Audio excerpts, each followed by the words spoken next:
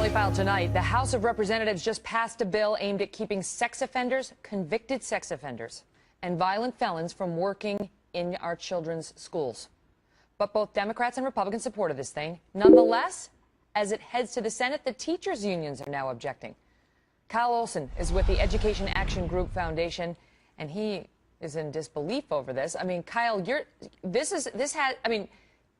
the one thing that Democrats and Republicans agree on, let's keep the convicted rapists and sex offenders away from our most vulnerable, our children, in their schools.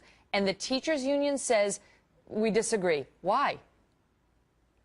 It seems like a no-brainer, but I think ultimately unions are out to protect the adults. They're out for their dues payers, for their members. They're not out for the interests of the children.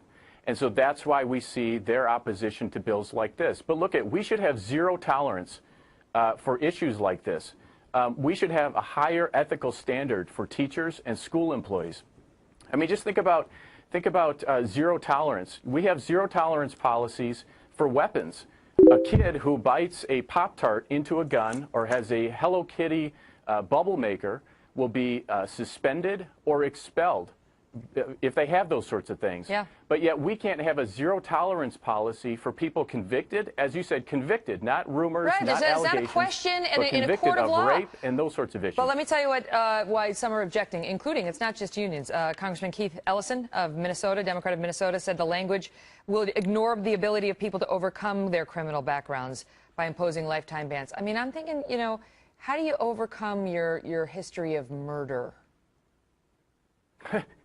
Well, we should have one strike and you're out when it comes to schools. And we're not saying, you know, these people shouldn't be able to have a job or anything like that, but they shouldn't be in a school. They shouldn't have direct access to children. I mean, again, I think that's a no-brainer. Who wants a but convicted unfortunately, sex offender a bill actually has to working be next to their produced children? and passed like that. And the bill covers everybody. I mean, from janitors to administrators, principals, teachers, you name it. If you're going to be working in the school near children, you can't do it. There's just certain things. There's certain rights you give up if you rape somebody and get convicted, murder somebody, commit a sex offense and get convicted.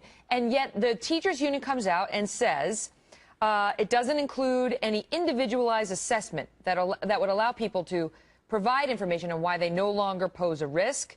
And they also object, this is from the American Federation of Teachers, because background checks would be costly to the prospective employees who sometimes have to bear the cost of their own background checks. Are they kidding? Does anybody rise up in response to this from the House or the Senate?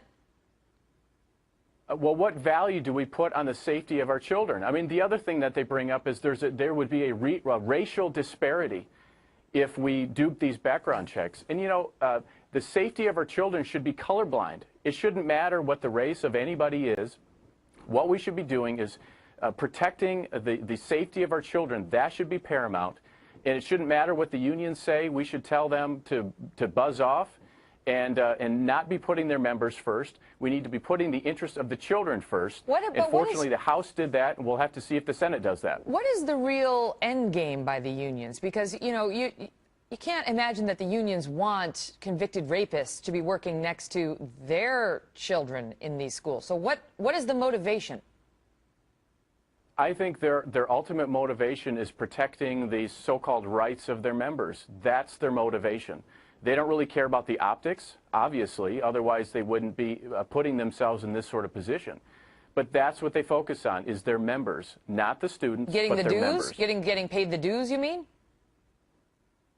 Yeah, absolutely. They are the ones that are paying the dues. The children aren't paying the dues.